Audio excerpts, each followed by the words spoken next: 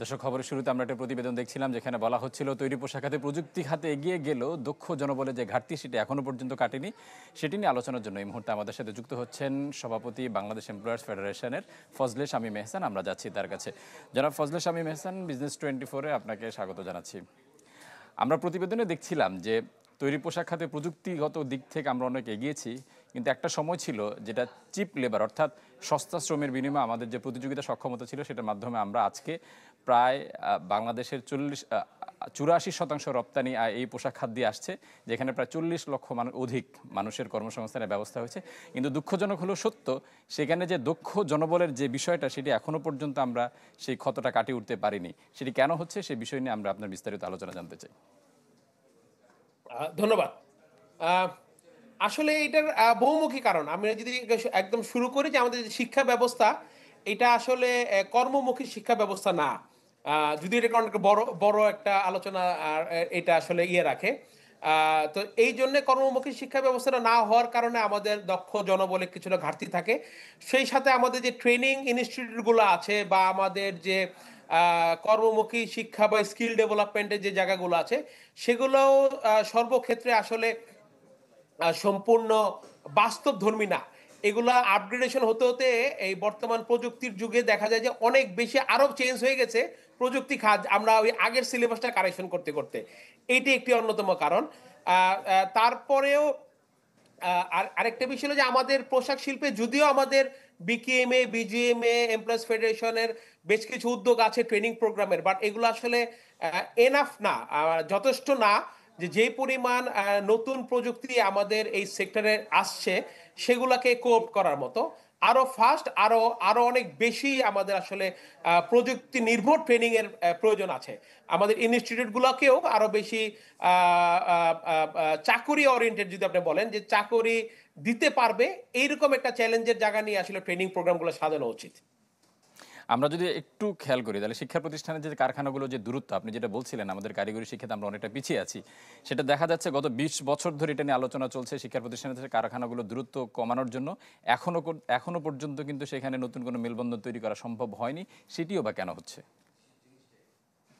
এইটা আসলে আমাদের ব্যবসায়ীদেরও কিছুটা দায় নিতে হবে। একদম ব্যবসায়ীরা দায় না নিয়ে আসলে এটা বলতে পারবে না, বিকজ উন্নত বিশ্বগুলোতে দেখা যায় যে আপনার এই একাডেমিশিয়া এবং ইন্ডাস্ট্রির ভিতরে খুব একটা ভালো সংযোগ থাকে, যেটা আমাদের এখানে কিছুটা ঘাটতি রয়েছে। এবং আরেকটি বিষয় যে যারা এই সিলেবাসগুলো তৈরি করে, তারা আসলে বাস্তবে যারা ইন্ডাস্ট্রিগুলোকে চালায়, তাদের সাথে আসলে খুব বেশি একটি সহযোগিতামূলক একটা মনোভাব নিয়ে, বা যখন সিলেবাসটা তৈরি করে তখন সে বাস্তবধর্মী সিলেবাসটা তৈরি করার ক্ষেত্রে সহযোগিতাটা নেয় না। এটা একটি অন্যতম কারণ, যে ফলে অনেক ভায়া হয়ে যেতে যেতে যখন সেই প্রযুক্তির প্রয়োজনীয়তা পৌঁছায় সিলেবাসে, ততদিনে প্রযুক্তিটা আবার চেঞ্জ হয়ে যায়। আমরা আপনি যেমনটা বলছিলেন যে কারিগরি শিক্ষার প্রতি সাধারণ মানুষের যে একটা ভুল ধারণা সেটি কিন্তু এখনো রয়ে গেছে।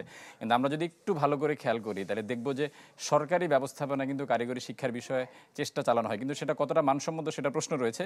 কিন্তু বেসরকারি ক্ষেত্রে জেনারেল শিক্ষায় যেভাবে বিনিয়োগ হচ্ছে, যেভাবে ফোকাস করা হচ্ছে, বেসরকারি ক্ষেত্রে কারিগরি শিক্ষার ক্ষেত্রে কিন্তু সেটা হচ্ছে না। সেটি কেন বারবার এভাবে পিছিয়ে যাচ্ছে? এইটা আসলে খুবই দুঃখজনক। মানে আসলে এটা আমাদের মাইন্ডসেটের একটা ব্যাপার। সাধারণ জনগণ, আমি একদম সাধারণ জনগণ হিসেবে যদি বলি, যে আমিও তো একটা সাধারণ সাবজেক্ট নিয়ে লেখাপড়া করেছি, আমি কিন্তু কারিগরি বিষয়ে লেখাপড়া করি নাই। বাংলাদেশে সাধারণত ধরে নেওয়া হয় যে ভোকেশনাল ইনস্টিটিউটগুলোতে সাধারণত একটু সমাজের যারা অবস্থার দিক থেকে একটু ঘাটতি আছে, বা নিম্ন স্তরের দিকে আছেন, তারাই আসলে ভোকেশনাল ট্রেনিং বা কারিগরি, সাধারণত, আমি সবারটা বলছি না, সাধারণত তারা ওইসবে যাবে। আর অবস্থা সম্পন্ন শ্রেণীর মানুষরা সাধারণ শিক্ষায় শিক্ষিত হবে। এই যে একটা ভুল ধারণা থেকে তখন দেখা যায় যে অনেকে এটা প্রেস্টিজিয়াস মনে করে, যে আমি একটা সাধারণ শিক্ষায় শিক্ষিত হব, আমি এই ভোকেশনাল ট্রেনিং বা কারিগরি শিক্ষার বিভিন্ন প্রতিষ্ঠানে গিয়ে আমি ডিগ্রি নিব না।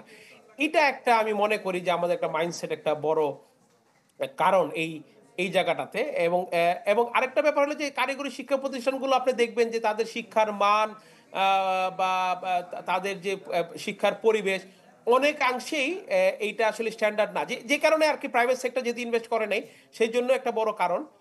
যদিও একদম যে করেনি তা না, বাংলাদেশ বিএফটি আছে বা টুকটাক লেদারের জন্য ইস্ট ওয়েস্ট ইউনিভার্সিটি কিছু কাজ করছে, বাট সেটা আসলে ওইরকম বড় আকারে না, যেভাবে বিভিন্ন জেলা উপজেলা পর্যায়ে বেসরকারি খাতের থেকে কলেজ স্কুল খোলা হয়, সেরকম কারিগরি শিক্ষা প্রতিষ্ঠান সেরকম উন্নত মানে খোলা হয় না। এটা আমি মনে করি এটা খুবই দুঃখজনক, এবং এখানে আসলে মানসিকতার পরিবর্তনটা সবার আগে প্রয়োজন। আপনার কাছে ছোট্ট করে আরেকটা বিষয় জানতে চাইবো, খুবই দুঃখজনক বিষয়টা, সেটা হচ্ছে যে ব্লু কালার জবে যেরকম দক্ষ জনবলের ঘাটতি রয়েছে, হোয়াইট কালার জবে কিন্তু একই রকম জিনিস রয়ে গেছে। আমরা যদি ম্যানেজারিয়াল স্কিলের দিকে তাকাই, আমরা যদি ডিসিশন মেকিং এর জায়গাগুলোতে দেখি, সেখানেও আমরা অনেকটা বিদেশি নির্ভর, সেটিও কিন্তু হচ্ছে না। সেটার কারণটা কি? এইটা যদি আপনারা জান, তাহলে আমি বলবো যে আমাদের শিক্ষা ব্যবস্থা দিনে দিনে ধ্বংস হয়েছে। মানে 80 দশক থেকে 90 দশক খারাপ, 90 দশকের পরে 2000-এর পরে আরো খারাপ, মানে দিনে দিনে 2015 2009-এর পরে তো একদম হাতে ধরে সব নষ্ট করে দেওয়া হলো। তো এটা আসলে শিক্ষা ব্যবস্থার একটা অন্যতম, আমি মনে করি যে আমাদের সিলেবাসের ঘাটতি। যেমন আমি আজকেই জানি কোথায় একটা পড়তেছিলাম, কোন একটা সোশ্যাল নেটওয়ার্কে, যে বাংলাদেশের মেট্রিক পাসকে অন্য দেশের 7 ইকুইভ্যালেন্ট ধরা হয়। এইটা কিন্তু একসময় ছিল না। আমরা কিন্তু ইন্টারমিডিয়েট পাশ করে গিয়ে বিদেশের বিভিন্ন বড় বড় ইউনিভার্সিটিতে লেখাপড়া করেছি, কিন্তু এই জায়গাগুলোতে আসলে আমার মনে হয় যে আমাদের শিক্ষা ব্যবস্থাটাকে আবারও ঢেলে সাজানো দরকার, এবং তাহলেই আসলে এইটার আসলে সমাধান সম্ভব। আদারওয়াইজ জেনারেল শিক্ষার যদি আপনি সমাধান কোয়ালিটি উন্নত না করেন, তাহলে হোয়াইট কালার জবে ভালো মানুষ পাওয়া, দক্ষ মানুষ পাওয়া কষ্টকরই হবে। আমরা যদি বাংলাদেশের বর্তমান বাস্তবতা যদি বিবেচনা নেই, সেক্ষেত্রে আমরা দেখব বিদেশে প্রযুক্তিগত উৎকর্ষের সাথে সাথে তারা বিশ্ববাজারে, প্রতিযোগী বাজারে তারা ভালো একটা অবস্থান দখল করছে, বাংলাদেশ বারবার পিছিয়ে আসছে। এখন বাংলাদেশের ওভারঅল পরিস্থিতি নিয়ে এই মুহূর্তে থেকে কি করণীয় রয়েছে সে সক্ষমতার জায়গা থেকে? আপনি যদি এক লাইনে বলতে বলেন, আমি বলবো যে আমাদের শিক্ষা ব্যবস্থাটাকে একটা সম্পূর্ণ ঢেলে সাজানো দরকার। যারা হোয়াইট কালার জব করবে বা যারা নাকি অফিসিয়াল জব করবে, তাদেরকে যেমন তাদের সিলেবাস অনুযায়ী এটাকে আবার আন্তর্জাতিক মানে নেওয়া প্রয়োজন। সেই সাথে একটা বড় অংশকে আমাদের ক্লাস 8-9 থেকেই ভোকেশনাল এবং টেকনিক্যাল সাবজেক্টগুলোর দিকে ধাবিত করা প্রয়োজন, এবং সেইখানেও এত আরো অনেক বেশি উন্নত একটা সিলেবাস তৈরি করাটা খুব বেশি জরুরি। না হলে আমাদের শ্রমবাজারে যে এই ডিমান্ড এন্ড সাপ্লাইয়ের যে একটা ঘাটতি, এটা দূর করা সম্ভব হবে না। এটা কি আমরা ধরে নিতে পারি সরকারের পাশাপাশি বেসরকারি উদ্যোগকে কি উৎসাহিত করা উচিত নয় এই বিষয়টা নিয়ে? অবশ্যই, কিন্তু দেখেন সিলেবাস বা নীতি নির্ধারণটা কিন্তু সরকার করে দিবে। এখন সিলেবাসটা সরকার, আমি যতই উন্নত মানে একটা কলেজ করি না কেন, দিনের শেষে কিন্তু আমার ওই এনএসডি এর আন্ডারে বা টেকনিক্যাল বোর্ডের আন্ডারের সিলেবাসে আমার পড়াতে হবে। তো সেই জায়গাগুলো যদি নাকি অনেক বেশি বাস্তবসম্মত না হয়, এবং সেই জায়গাগুলো যদি নাকি একদম ঢেলে সাজানো না হয়, তাহলে কিন্তু মুশকিল। আমি একটা ছোট্ট মানে একটা হাস্যকর একটা উদাহরণ দিই আপনাকে। আপনি 70 দশকের আগে বাংলাদেশের রাজনীতিবিদদের ইংলিশে কথা বলার ধরন এবং উচ্চারণটা দেখেন, এবং 70 দশকের পরের দেখেন, তাহলে আপনি বুঝতে পারবেন যে আমাদের নর্মাল সিলেবাস থেকে আমরা কতখানি পিছিয়ে গেছি।